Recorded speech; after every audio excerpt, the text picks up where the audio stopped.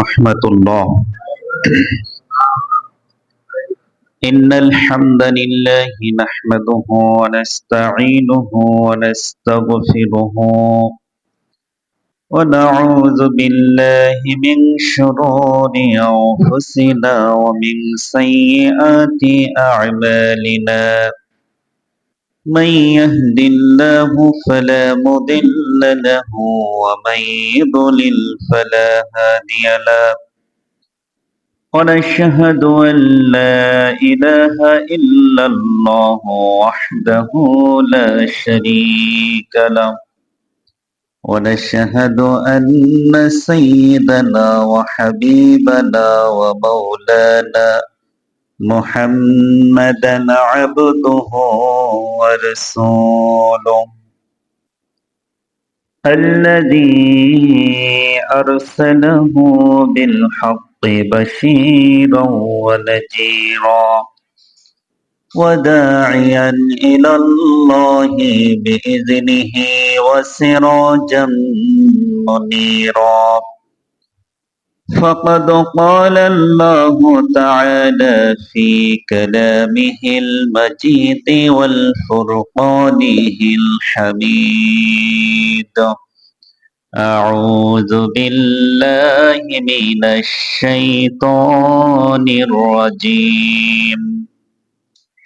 بسم الله الرحمن الرحيم.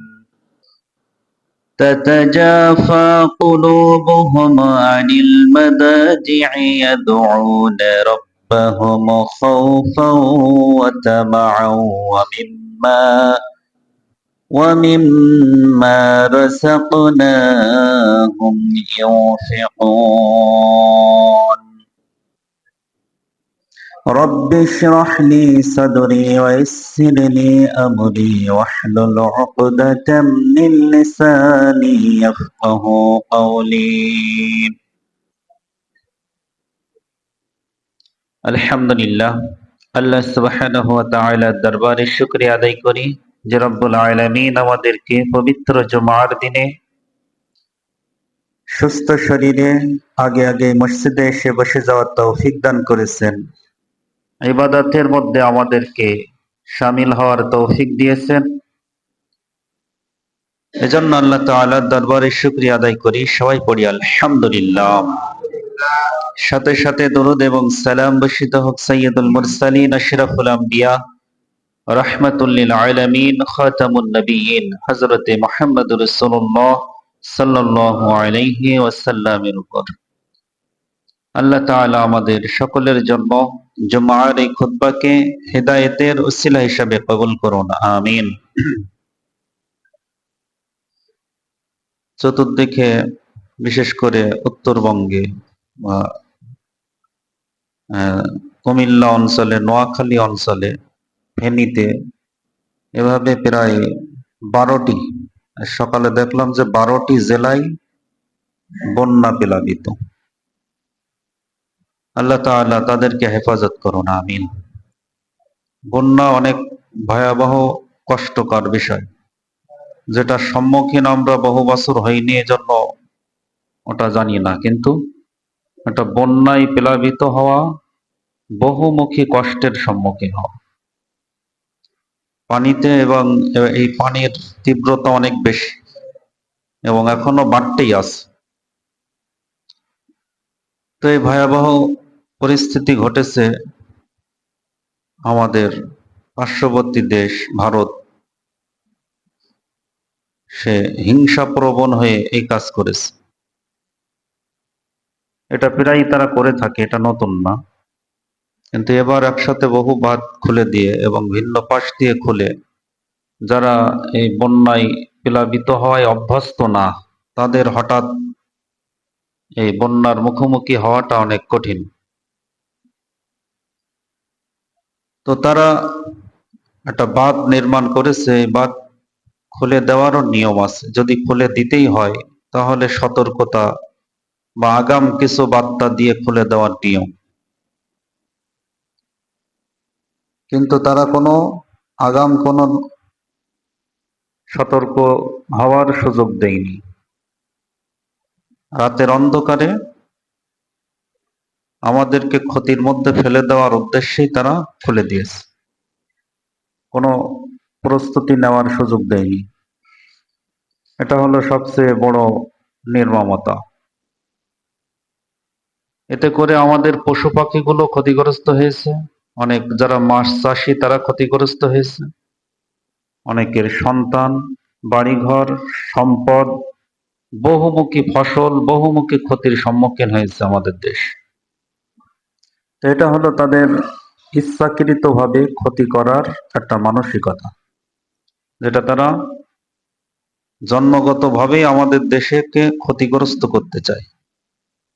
এটা তাদের জন্মগত স্বভাব যে তারা আমাদের এই দেশকে মূলত ক্ষতির মধ্যে ফেলতে চায় সর্বদাই।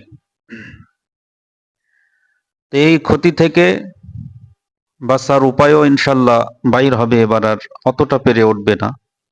আমরা ইনশাল্লাহ পরিকল্পনা নেওয়া হয়েছে যে এটার প্রতিবাদ স্বরূপ আমরাও বাঁধ নির্মাণ করব। আমাদেরও কয়েক কিলোমিটার পরে এসে আমরাও বাঁধ নির্মাণ করব, ওদের ছাড়া কয়েক ফুট উচ্চ। এই উচ্চ বাঁধ যদি নির্মাণ করা হয় তাহলে কি হবে, তারা যখন এই বৃষ্টির সময় খুলে দেবে তখন আমরা ওই কয়েক কিলোমিটার পানি পাবো এবং আমাদের এটা টপকাতে পারবে না, এটা আরো উঁচু হবে। এবং এই কয়েক কিলোমিটার যে পানি থাকবে, এই পানিগুলো আমাদের প্রয়োজন যখন হয় তখন আমরা আবার নিতে পারবো। কারণ আমাদের গ্রীষ্মের সময় নদীগুলো শুকিয়ে যায়, আমাদের পানি পাই না, তখন ওরা দেবে না। ওরা কখন খুলে দেয়, এই বাঁধটা যখন আমরা পানিতে ভাসি, যাতে এই পানিতে আরো আমরা ডুবে মরি, সেই উদ্দেশ্যে তারা তখনই ছেড়ে দেয়। এবং এটা আগাম কোনো সতর্কতা জারি করে না, গোপনে অন্ধকারে তারা এটা ছেড়ে দেয় যাতে করে আমরা সতর্ক না হতে পারি, ক্ষতির মধ্যে পড়ে যায়। এটা হলো সবচেয়ে বড় জালিমের পরিচয়, যে তারা আমাদেরকে সেই শুরু থেকেই শুধু ক্ষতির মধ্যে ফেলতে চায়। এই জন্য এই ভারতকে জবাব দিতে হবে আমাদের, এবং এই ভারতের মোকাবেলা আমাদের করেই যেতে হবে। তারা কখনোই আমাদের ভালো চায় না, তারা সর্বদাই আমাদের ক্ষতির মধ্যে ফেলতে চায়। আর এই ভারতকে মোকাবেলার এখনই সুযোগ। এখন যে অন্তর্বর্তীকালীন সরকার গঠিত হয়েছে আমাদের রাষ্ট্রে, তিনি সব জায়গায় সহযোগিতা পাবেন পৃথিবীর, কিন্তু ভারত থেকে পাবে না। কারণ আমাদের একমাত্র জালিম রাষ্ট্র, আমাদের একমাত্র শত্রু রাষ্ট্র হলো এই ভারত, জন্মগতভাবে।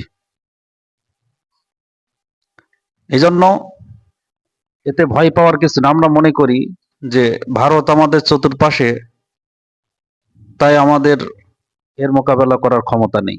এটা ভুল ধারণা। বরং আমাদের চাইতে তারা ভয়ে থাকে বেশি, কারণ তার চতুর্পার্শ্বে তার শত্রু বেশি। কারণ সবার উপর জুলুম করেছে, সে শ্রীলঙ্কাকে শেষ করেছে, পাকিস্তানকে শেষ করেছে, নেপাল ভুটানকে শেষ করেছে, বাংলাদেশকে শেষ করেছে। সবার রাগ তার উপরে আছে, আর এই হলো চতুর্পাশে তার সব শত্রু। আমাদের চতুর্পাশে ভারত থাকতে পারে একটা দেশ, কিন্তু তার চতুর্পাশে কি ভিন্ন ভিন্ন দেশ, এবং সবাইকে সে ক্ষতি করেছে। এজন্য ভয় তার বেশি, আমাদের ভয় নেই।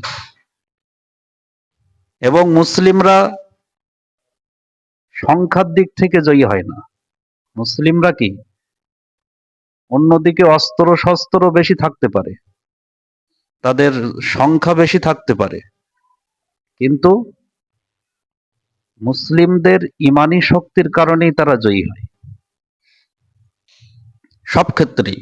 ভারত বহুবার মুসলিমরা শাসন করেছে, বহুবার জয় করেছে। মোহাম্মদ বিন ঘুরি ভারত দখল করেছে অল্প সংখ্যক লোক নিয়ে, মোহাম্মদ বিন কাসিম ভারত জয় করেছে 17 বছর বয়সে। তারা অল্প সংখ্যক লোক নিয়ে ভারত দখল করেছে। এরা মুসলিম ছিল আর এরা ছিল জালিম। বখতিয়ার খুলজি সে এই ভারতে এসেছে, অনেক পরাশক্তি ছিল লক্ষণ সেন, সে পিছনের দরজা দিয়ে পালাতে বাধ্য হয়েছে। অতএব আমাদের ইতিহাস বহু আছে যে মুসলিমরা ভারতের বিরুদ্ধে যদি লড়ে কখনো হার মানবে না, কখনো পরাজয় বরণ করবে না। এবং এই আশ্বাস রাসূল সাল্লাল্লাহু আলাইহি সাল্লামও দিয়েছে যে গাজওয়ায়ে হিন্দ, হিন্দুস্তানের সাথে মুসলিমদের যুদ্ধ হবে। এটার কয়েকটা ব্যাখ্যা আছে, যে কয়েকটা হয়ে গেছে, আবার একটাই হবে এমনটা না, বারবার হবে। সামনেও হবে গাজওয়ায়ে হিন্দ, তাদের সাথে শেষ নেই। মোহাম্মদ ঘুরি করেছে, এই সুলতান মাহমুদরা করেছে, বখতিয়ার খুলজিরা করেছে, তারাও বিজয় অর্জন করেছে। ভবিষ্যতেও অনেকবার হবে তাদের সাথে। তাদের সাথে, এই হিন্দুস্তানিদের সাথে লড়াই আমাদের কি মুসলিমদের শেষ নেই। এরপর রাসূল সাল্লাল্লাহু আলাইহি সাল্লাম শেষে বলেছেন, হেসেছেন, এই হাদিস বলে হাস্যোজ্জ্বল চেহারায় বলেছেন যে ভয় নেই, তাদের সাথে যুদ্ধে যেটা গাজওয়ায়ে হিন্দ হবে, মুসলিমরাই বিজয়ী হবে। সুবহানাল্লাহ। অতএব আমাদের এই ভারতকে ভয় করে চলার কোন রকম সংশয় সন্দেহ থাকার কোনো সুযোগ নেই। এই ভারত যত বড় রাষ্ট্র হোক, যত কিছু নিয়ে আসুক, এদের ভয় করে চলার আর কোনো সুযোগ নেই। এদের সমস্ত কিছু বয়কটের ডাক দিয়েছে বহু দিক থেকে, যে এরা আমাদেরকে চোখ রাঙিয়ে চলে, এরা গাদ্দারি করে চলে, পানি দিয়ে ডুবিয়ে আমাদেরকে মারতে চায়, ওদের সুবিধা মতো চলে, আর আমাদের যখন যেটা অসুবিধা তখন সেটা আরো বেশি চাপিয়ে দেয়। এজন্য এদের সাথে কোনো লেনদেন নেই আমাদের। এবং এখনই আমাদের সেটা বড় সুযোগ এসেছে। আমাদের সরকার যেটা গঠন হয়েছে সম্পূর্ণ এই ভারত বিরোধী। ভারত বিরোধী বলতে ভারত বিরোধী না, মূলত এই ভারত আমাদের বিরোধী সারা জীবন ভর, কিন্তু এটার দুঃসাহস কেউ করেনি কথা বলার। সেরকম সরকার আমরা পাইনি, কিন্তু এবার পেয়েছি। দেশে বিশ্বের সমস্ত জায়গায় তার সম্মান করে, কিন্তু এই ভারত একা এই শুধু অসম্মান জানিয়েছে, এই শুধু ক্ষতি করেছে বাংলাদেশকে। এজন্য এই ক্ষতি আর বেশি দিন আগানো যাবে না। আমাদেরকে অবশ্যই কড়া জবাব দিতে হবে ইনশাআল্লাহ, এবং আমরা এর জন্য প্রস্তুত থাকবো ইনশাআল্লাহ। যে আমরা মুসলিমরা কখনো বসে থাকবো না। যে জালিমি আসবে আমরা তার বিরুদ্ধে হুঙ্কার দেব। কোনো জালিম আমাদের মাথার উপরে চাপতে দেব না, কখনো না। আমরা বারবার মুসলিমদের ইতিহাস, বর্তমান সময়ের পরিস্থিতি, সব বিষয়ে আমরা এখন অভিজ্ঞ, যে কোনো জালিমি আমাদের বিরুদ্ধে রুখে থাকতে পারবে না, আমাদের মাথার উপরে চেপে থাকতে পারবে না, যদি আমরা ইমানি শক্তি নিয়ে এগিয়ে যাই।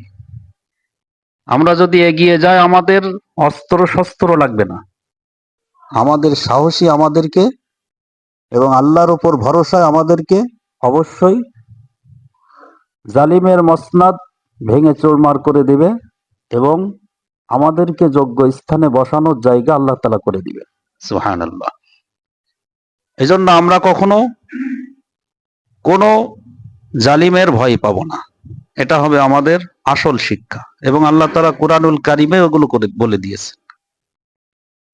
যে জালিমদের পরিণতি সবচেয়ে খারাপ। জালিম যত বড় শক্তিশালী হোক, তার পরিণতি সবচেয়ে খারাপই হবে, তার শেষ খারাপই হবেই, কখনো শেষ ভালো হবে না। কোন জালিমের শেষ কখনো ভালো হবে না। শুরু যতই জাকজমক, যতই শক্তি পাওয়ারফুল হোক না কেন, শেষ কখনো কি সে ভালো বয়ে আনতে পারবে না।